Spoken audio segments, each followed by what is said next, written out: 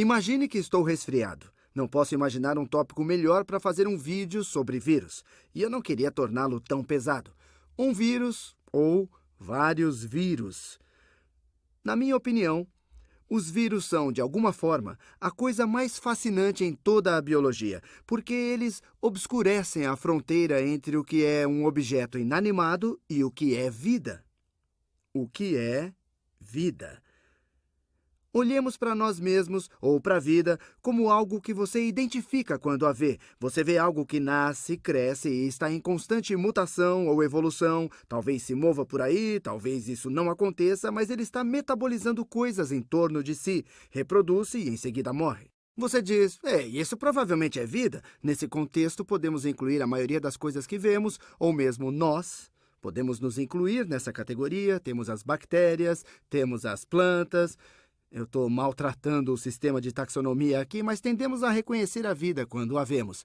Mas os vírus são apenas um monte de informações genéticas dentro de uma proteína. Dentro de uma cápsula de proteína.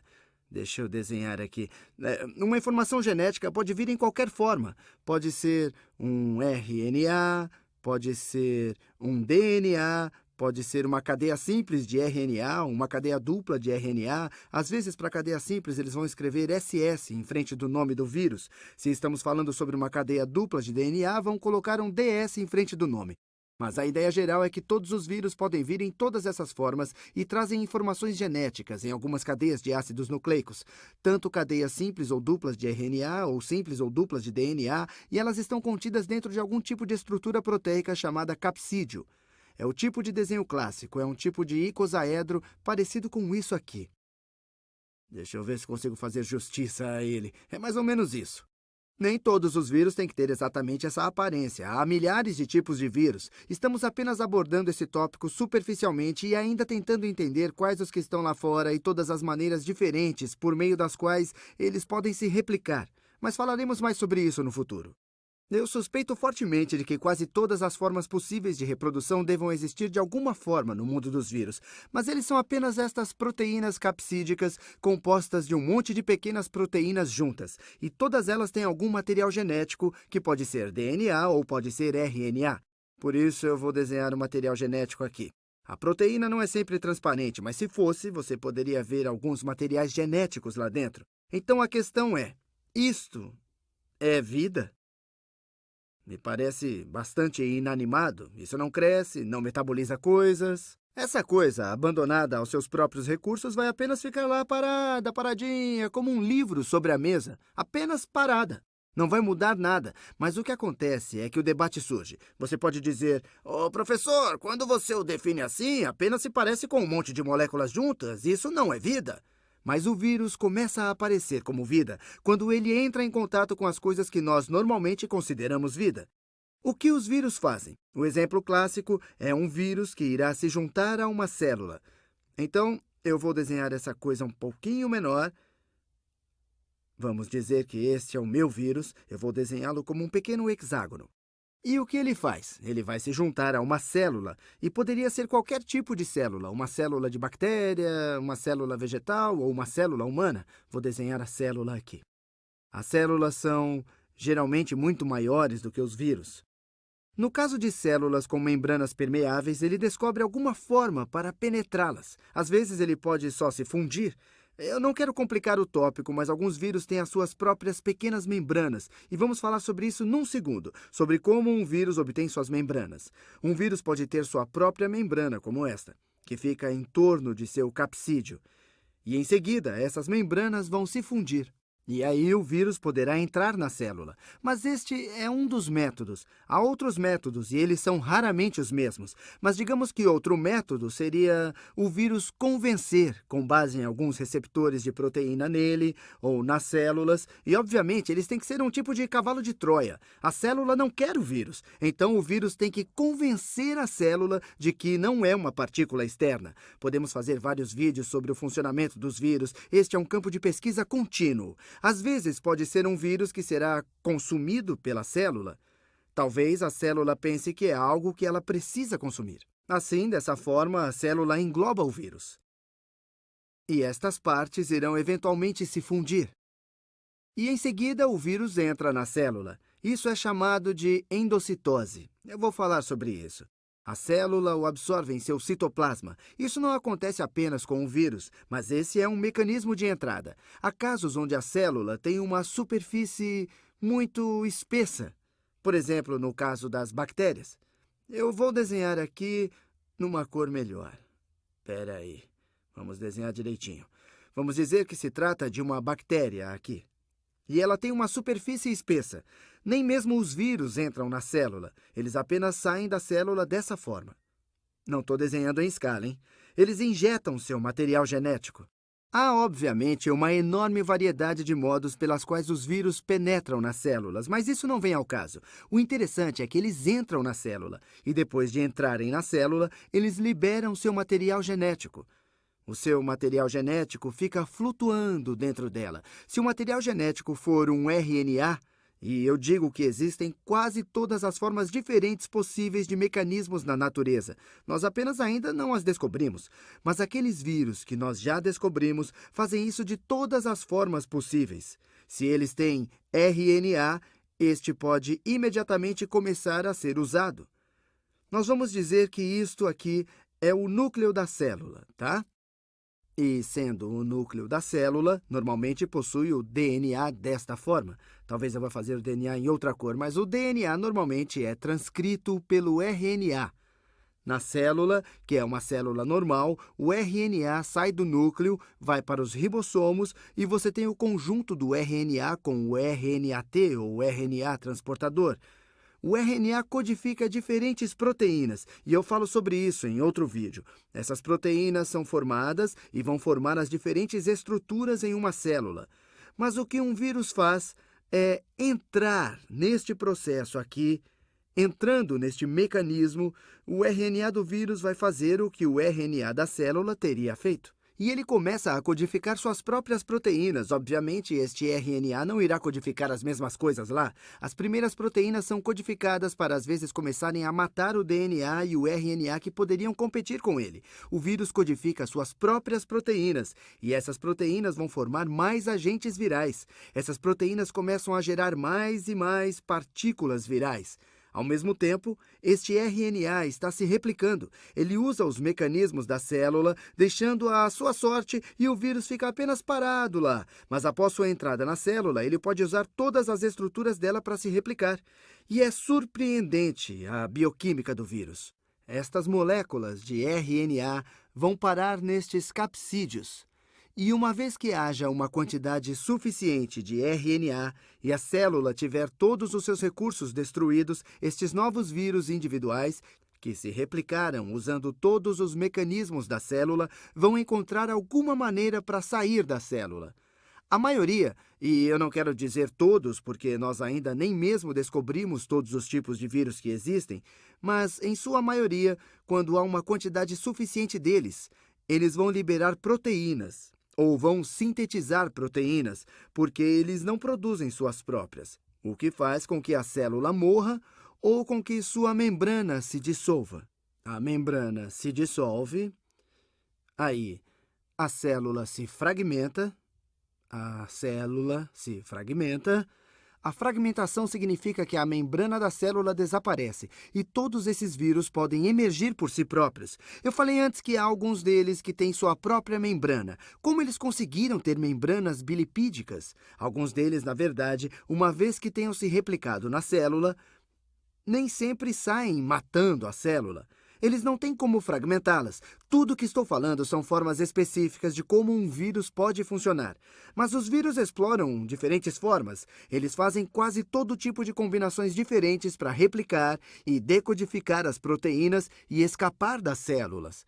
Alguns deles apenas se expandem, e quando eles se expandem, empurram a parede da célula ou a membrana, eu não deveria dizer parede celular, a membrana exterior da célula, e quando eles a empurram, levam uma parte da membrana com eles. Até que, quando a célula se expandir o bastante, o vírus vai se fundir com ela e levar uma parte da membrana com ele. E você pode imaginar por que isso seria uma coisa útil para ele. Porque agora, possuindo a membrana, e esses vírus com membrana são chamados envelopados, ele possui algo parecido com esta célula. Quando ele quer infectar outra célula como esta, não vai ter mais a aparência de uma partícula externa. É uma forma muito útil de parecer com algo que você não é. Se você não acha que isso é suficientemente assustador, estar capturando o DNA de um organismo, saiba que os vírus podem mudar o DNA de um organismo. Um dos exemplos mais comuns é o vírus HIV. Deixa eu escrever isso aqui. HIV, que é um tipo de retrovírus. Retrovírus, que é fascinante devido ao que ele faz. Ele tem RNA dentro dele. Ele entra numa célula. Imaginemos que ele entra numa célula, tá bom? E aí ele fica dentro da célula desse jeito. Ele traz com ele uma proteína. E aí você pergunta, mas aonde ele consegue essa proteína? Todas essas coisas vieram de uma célula diferente. Usa tudo de outras células, aminoácidos, ribossomos, ácidos nucleicos e tudo para se construir. Quaisquer proteínas que ele tenha dentro dele, mas de outra célula. Ele traz com ele a transcriptase reversa. E a transcriptase reversa leva o seu RNA e o codifica no DNA. Do seu RNA para o DNA. Quando o HIV foi descoberto, as pessoas pensavam que ele partia do DNA para o RNA, mas esse paradigma foi quebrado. O vírus codifica o DNA a partir do RNA, e como se isso já não fosse ruim o bastante, ele vai incorporar o seu RNA no DNA da célula hospedeira. Esse RNA irá ser incorporado no DNA da célula hospedeira. Digamos que o amarelo é o DNA da célula hospedeira e este é o seu núcleo. Então, ele realmente mexe com a composição genética de quem ele está infectando. Quando eu fiz vídeos sobre bactérias, eu disse, gente, para cada uma das células humanas, há 20 células de bactérias, e elas vivem conosco, são úteis e elas são parte de nós, são 10% da nossa massa seca e todo o resto. As bactérias estão conosco durante a nossa vida. Elas não mudam quem somos, mas esses retrovírus estão realmente mudando nossa composição genética. Os meus genes, eu levo isso para o lado pessoal. Eles definem quem eu sou. Esses vírus vão entrar e alterar minha composição genética. Uma vez que eles são parte do DNA normal das proteínas, do RNA, e através desse processo codificarão suas próprias proteínas, ou o que eles precisam para ficar. Às vezes eles vão ficar inativos e não vão fazer nada, e às vezes, por algum tipo de estímulo ambiental, vão começar a codificar para si novamente. E eles irão começar a produzir mais, produzindo proteína direto a partir do organismo, do DNA da célula. E os vírus se tornam parte do organismo. Eu não posso imaginar forma mais íntima de se tornar parte de um organismo do que se tornar parte de seu DNA. Não consigo imaginar qualquer outra maneira de definir um organismo. E se isso por si só não é estranho o bastante, veja a partir do seguinte ângulo. Quando um vírus se torna parte do DNA de um organismo, isto é chamado um provírus. Provírus. Se isso ainda não é estranho o bastante, imaginemos que ele infecte uma célula, sei lá, no meu nariz ou no meu braço. Como as células passam pela mitose, todas as suas réplicas serão geneticamente idênticas. Elas vão possuir esse DNA viral. O que pode ser bom é que pelo menos meus filhos não vão contraí-los. Pelo menos não se tornaram parte da minha espécie. Mas ele não tem apenas que infectar as células somáticas, poderiam infectar uma célula germinativa. Ele poderia penetrar em uma célula germinativa. E estas células, como já aprendemos, são aquelas que produzem os gametas. Nos homens, os espermatozoides e nas mulheres, os óvulos. Imagina se você tiver uma célula germinativa infectada? Depois de se tornar parte do DNA da célula, estou passando adiante esse DNA viral para o meu filho ou minha filha, e eles vão passá-los aos filhos deles. Essa ideia por si só é muito assustadora. Essa é minha opinião. As pessoas estimam que de 5 a 8%, e isso assusta muito, faz você pensar sobre o que nós somos, nós, seres humanos. Mas a estimativa é que de 5 a 8% no genoma humano. Eu falei sobre as bactérias, que elas estariam conosco durante a nossa vida. Mas a estimativa atual e eu pesquisei bastante sobre isso, em alguns lugares 18%, em outros 5%, é tudo palpite. As pessoas estão fazendo isso com base no que vem no DNA e o grau de semelhança do DNA em outros organismos. Enfim, a estimativa é que de 5 a 8% do genoma humano é composto de vírus, de retrovírus antigos que se incorporaram às células germinativas humanas, no DNA humano. São os chamados retrovírus endógenos. Retrovírus endógenos. O que é muito surpreendente, porque eles não dizem eles vão ficar conosco durante a nossa vida, ou que eles possam nos ajudar ou prejudicar. Eles só dizem que de 5 a 8% do nosso DNA, na verdade, se originam de vírus. E isso é outra coisa que diz respeito à variação genética, porque os vírus fazem algo que é chamado de transferência horizontal de genes. Você pode imaginar um vírus que vai de uma espécie para outra, que vai da espécie A para a espécie B e sofre mutações para ser capaz de se infiltrar nessas células, que pode mudar o DNA que ele já tem, que faz parte dele, o DNA do qual ele é feito? Às vezes, quando começa a codificar em alguns destes outros organismos aqui, teremos um provírus. Onde está a parte azul é o DNA original do vírus, o amarelo é o DNA original do organismo. Às vezes, quando ele é codificado, ocupa pequenas partes do DNA do outro organismo. Talvez a maior parte seja o DNA viral. Mas ele pode, quando foi transcrito e transformou-se, levar um pouco. Quando ele foi transformado ou replicado, levar um pouco do DNA do organismo anterior. Ele corta partes do DNA de um organismo e as leva para outro organismo, trazendo-as de uma espécie para outra espécie. Então, um vírus pode fazer cruzamento entre espécies. Para você ter uma ideia, o DNA pode transitar entre espécies. Isso realmente, sei lá, para mim, isso me faz pensar em quão interligadas as espécies podem ser. Nós imaginamos que estamos sozinhos e só podemos nos reproduzir uns com os outros e ter variação genética dentro de uma mesma espécie, mas os vírus introduzem esta noção de transferência horizontal através da transdução.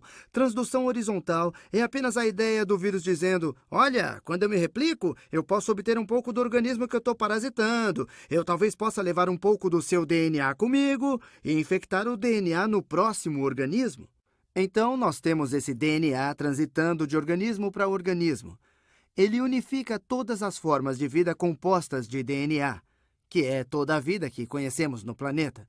E se tudo isso já não é assustador o bastante, eu vou deixar a parte mais assustadora para o final. Tum, tum, tum, tum.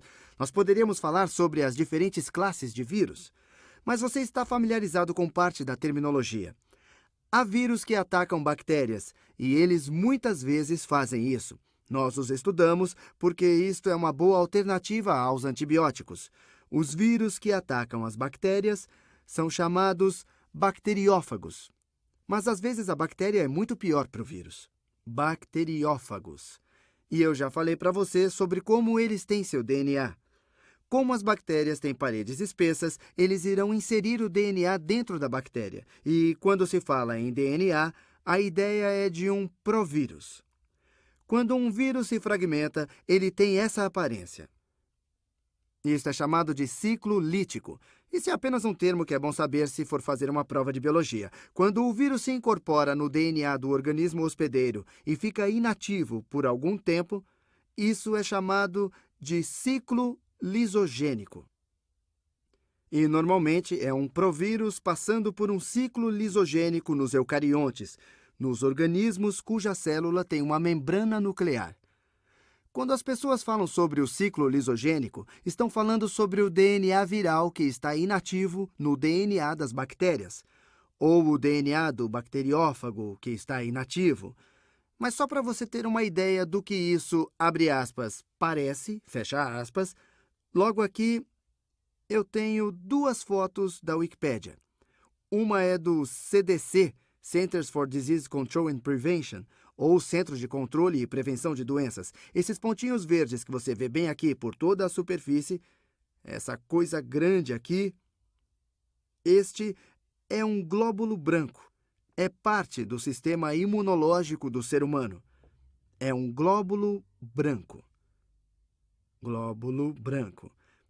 E o que você vê emergindo da superfície, brotando da superfície deste leucócito, e que dá um sentido de escala também, trata-se do vírus HIV-1. Você está familiarizado com a terminologia. O HIV é um vírus que infecta os glóbulos brancos. A AIDS é a síndrome que se contrai quando seu sistema imunológico está super enfraquecido.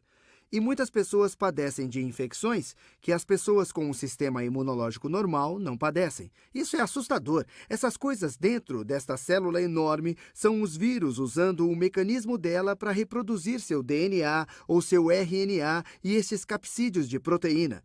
Eles deixam a célula e levam um pouco da membrana com eles e podem deixar uma parte de seu DNA para trás, no DNA da célula. Eles realmente mudam o que é a essência da célula. Essa é outra figura assustadora. Estes são bacteriófagos. São bacteriófagos e eles mostram o que eu disse antes. Trata-se de uma bactéria aqui. Esta é sua parede celular. E é espessa, é difícil atravessá-la. O vírus não pode nem mesclar, nem se fundir através dela. Eles ficam do lado de fora da bactéria e estão injetando o seu material genético na bactéria propriamente dita.